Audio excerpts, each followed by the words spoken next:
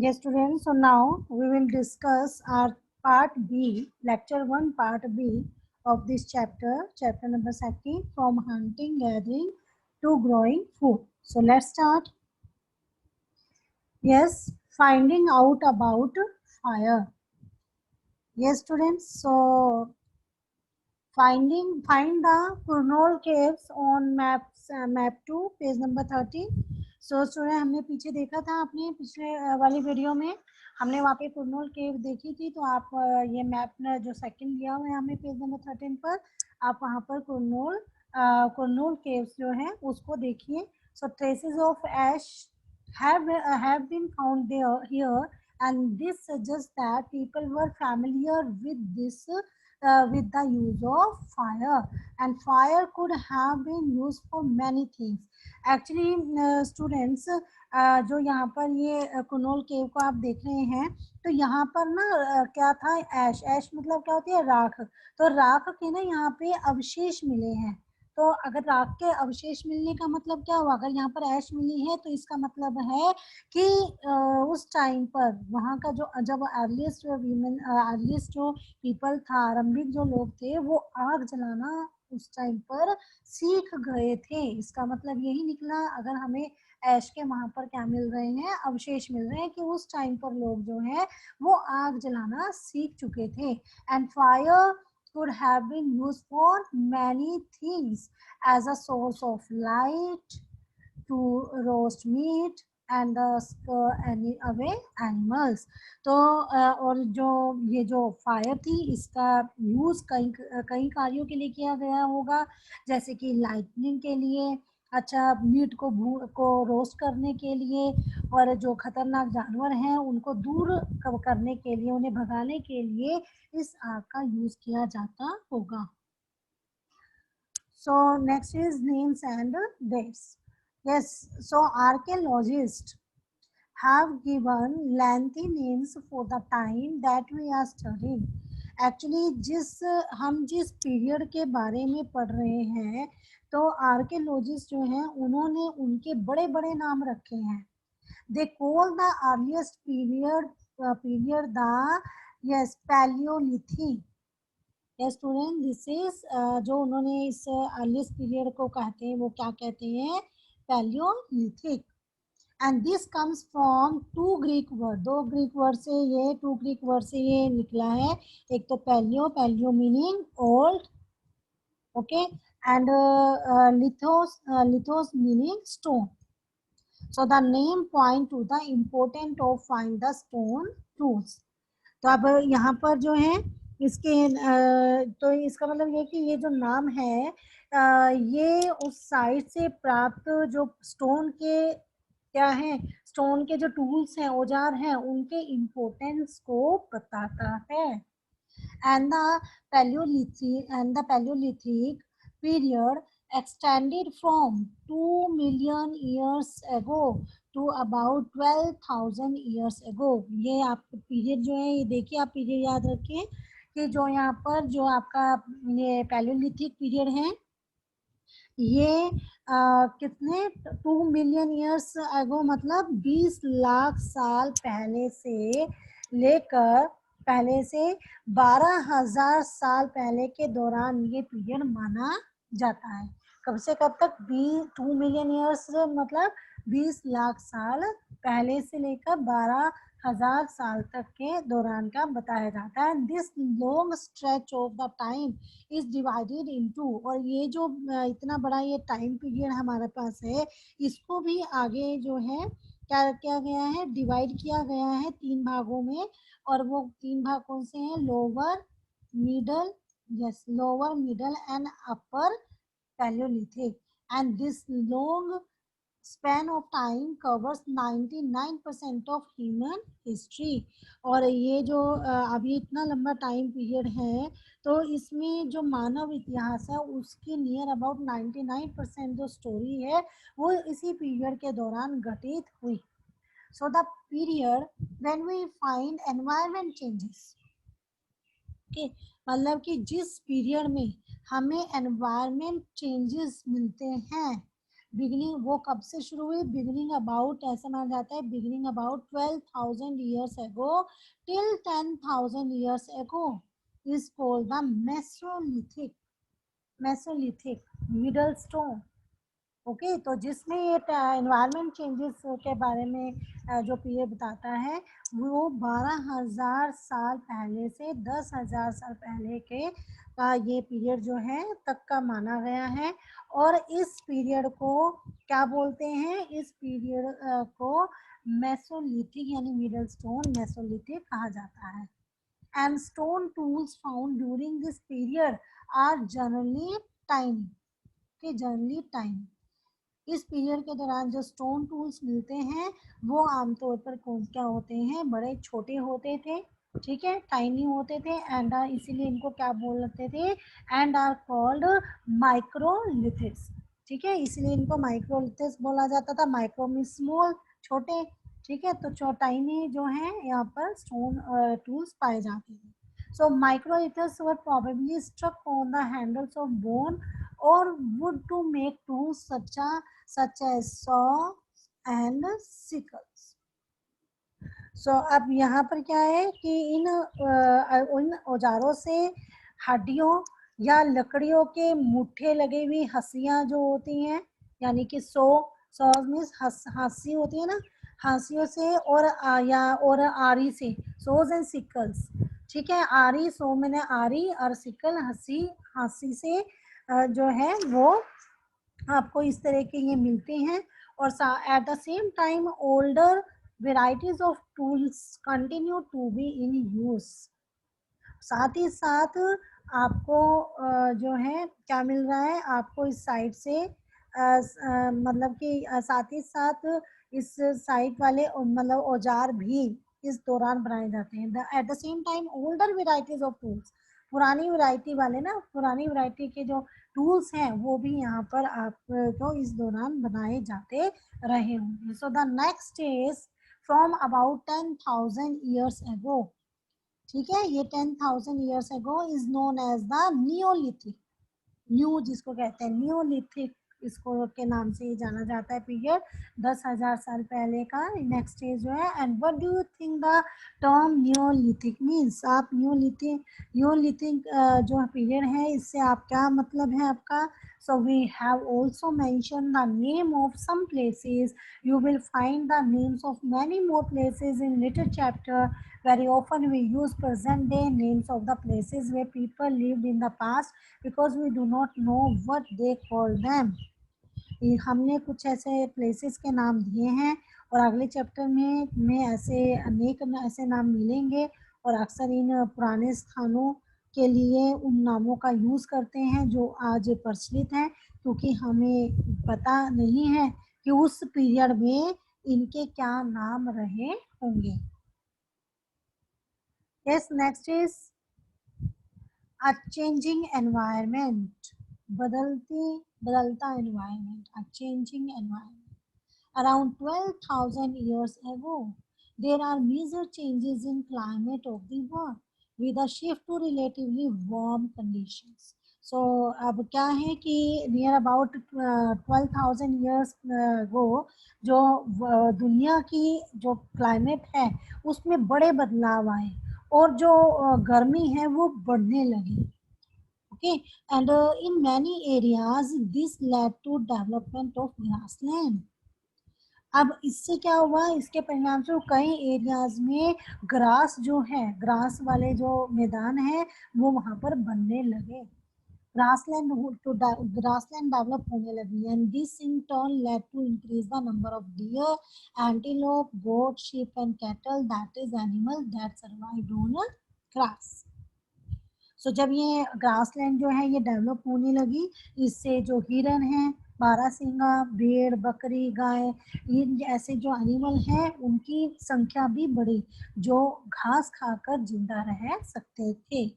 So those who hunted these people, अच्छा these animals, वो जो कि इन एनिमल्स का क्या करते थे, शिकार करते थे, now followed them and learning about their food habit and their breeding season. अब जो इनका शिकार करते थे जो वो अब इनको फॉलो करने लगे, इनके पीछे आए और इनके खाने पीने की क्या हैबिट्स हैं वो जानने लगे, इनके ब्रीडिंग सीजन जो है प्रजनन के समय की जानकारी वो हासिल करने लगे. So it is likely that this help the people to start thinking about the herding and rearing these animals. Fishing also become important.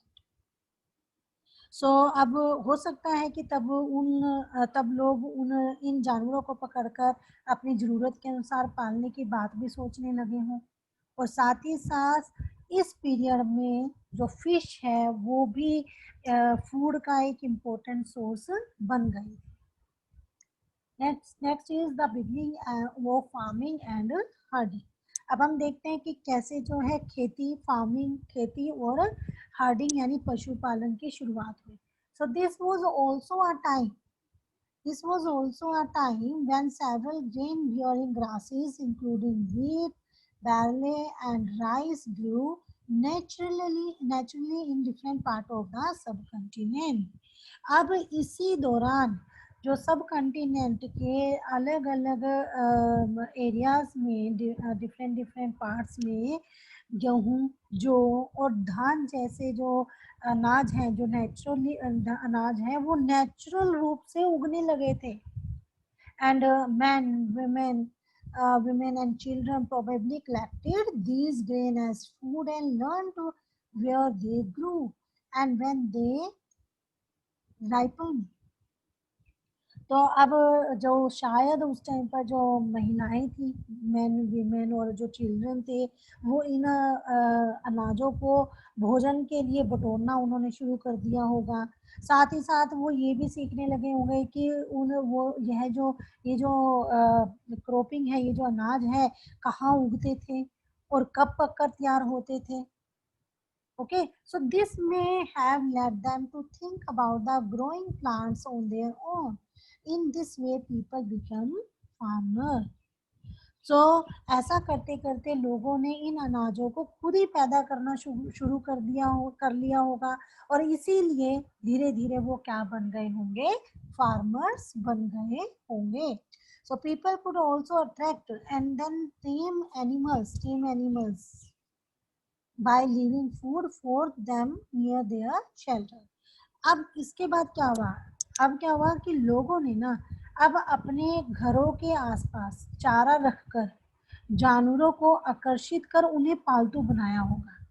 कि पहले क्या होता था कि वो भागते थे एक दूसरे से, वो अपना बच्चा वो उनको उनसे बचने के लिए आग का यूज़ करते थे और चीज़ों का, या उनको हंटिंग करते थे.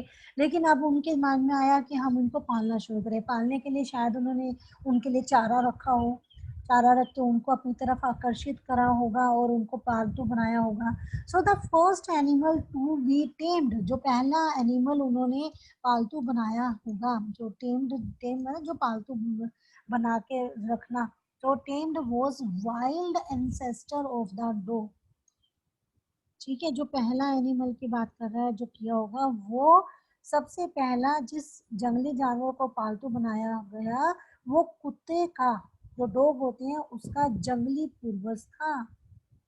And later people encouraged animals that were relatively gentle to come near the camps where they lived, and the animals such as a sheep, goat, cattle, and also a pig lived in herds, and most of them ate grasses.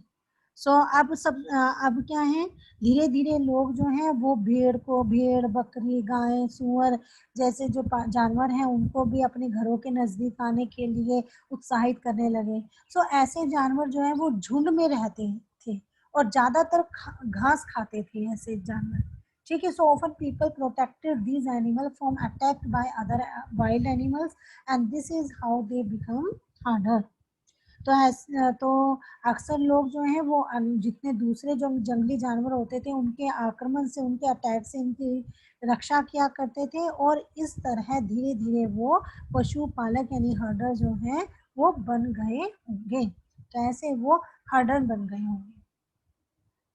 Yes. So domestication क्या हुआ, domestication यानी बसने की प्रक्रिया, कैसे बसे. So is the name given to the process in which people grow plants and look after animals. So कहते हैं कि लोगों द्वारा प्लांट्स उगाने और जो एनिमल्स हैं उनकी देखभाल करने को ये क्या कहते हैं, डोमेस्टिकेशन यानी बसने की प्रक्रिया का नाम दिया गया है. और very often plant and animals that are tended by people become different from wild plant and animals, and this is because people select plant and animal for domestication. So अब यहाँ पर क्या है, अब वो ये कह रहे हैं, तो ये बसने की प्रक्रिया इसको नाम दिया गया कि जो लोगों के द्वारा जो प्लांट उगाने और एनिमल्स को देखभाल करने को जो ये बसने जो ये क्या है आपका डोमेस्टिकेशन है उसका नाम दिया गया है. और अपनाए गए इस पौधे और जानवर अक्सर क्या है, अक्सर जंगली पौधे और जानवरों से ये डिफरेंट होते हैं. और इसकी वजह से इसकी वजह ये है कि जो बसने की प्रक्रिया जो डोमेस्टिकेशन है उसकी दिशा में अपनाए गए पौधे या जानवरों का लोग चयन करते हैं, क्योंकि ये उन जंगली पौधों या जानवरों से अलग होते हैं. इसीलिए शायद लोगों ने इनको पालतू बनाना इनको अपने पास रखने का जो है चयन किया होगा. For example they select those plants and animals that are not prone to disease. अगर हम एक एग्जाम्पल के तौर पे कहें तो लोग उन्हीं पौधों या जानवरों को चुना करते थे जिनके बीमार होने की संभावना कम हो. And they also select plant that yield large size grain and have strong stalk.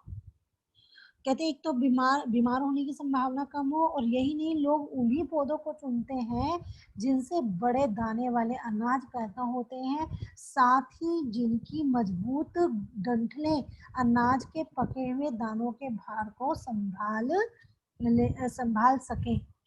Okay, they are capable to bearing the weight of the ripe grain. So seeds from selected plants are preserved and sown to ensure that new plants will have the same quality. So ऐसे पौधों के बीजों को संभाल कर रखा जाता है ताकि फिर से उगाने के लिए उनके जो गुण हैं वो सुरक्षित रखे जा सके. So amongst animals, अगर एनिमल्स के बीच में देखें, so amongst animals those that are relatively gentle are selected for breeding.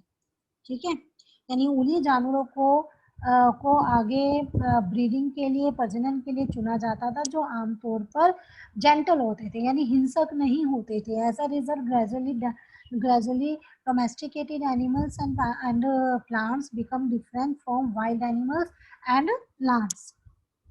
तो इसीलिए हम देखते हैं कि जो पाले हुए जानवर और कृषि के लिए अपनाए गए जो पौधे हैं वो जंगली जानवर और पौधों से धीरे धीरे भिन्न होते गए. For example the teeth and the horns of wild animals are usually much larger than those of domesticated animals.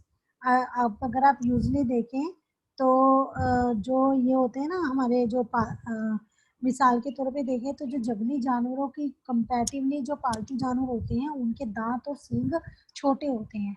अब जैसे कि आपके पास ये वाली पिक्चर दी गई है, ये वाली पिक्चर, अब इसमें ये जो दांत दिए गए हैं तो आप इसमें आइडेंटिफाई कर सकते हो कि इसमें से कौन सा जो है वाइल्ड एनिमल्स का और कौन सा जो है आपका जो पालतू जो होते हैं उसका जेंटल जो होगा एनिमल उसका दांत होगा. तो आप यहाँ से साफ देख सकते हैं. So look at these two sets of teeth.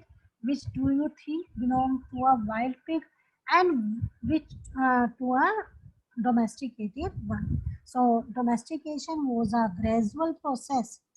Domestication was a gradual process that took place in many parts of the world. It began about 12,000 years ago. Virtually all the plants and animals produced that we use as food today as a result of the domestication. And some of the earliest plants to be domesticated were wheat and barley, and the earliest domesticated animal includes sheep and goat. So ये जो बसने की प्रक्रिया है वो पूरी दुनिया में धीरे धीरे चलती रही. ये करीब 12,000 ईयर्स एगो जो है स्टार्ट हुई थी। और एक्चुअल में आज हम जो भी फूड, जो भी भोजन करते हैं, वो इसी बसने की प्रक्रिया की वजह से है। और एग्रीकल्चर के लिए अपनाई गई सबसे जो प्राचीन फसलें हैं उसमें गेहूं और जौ आता है। और उसी तरीके से सबसे पहले जो पालतू बनाए गए जानवर हैं उसमें कुत्ते के बाद कौन आते हैं? कुत्ते के बाद आते हैं शीप एंड गोट, भेड़ और बकरियां आती हैं। Okay students, so now that's all for today. Have a good day.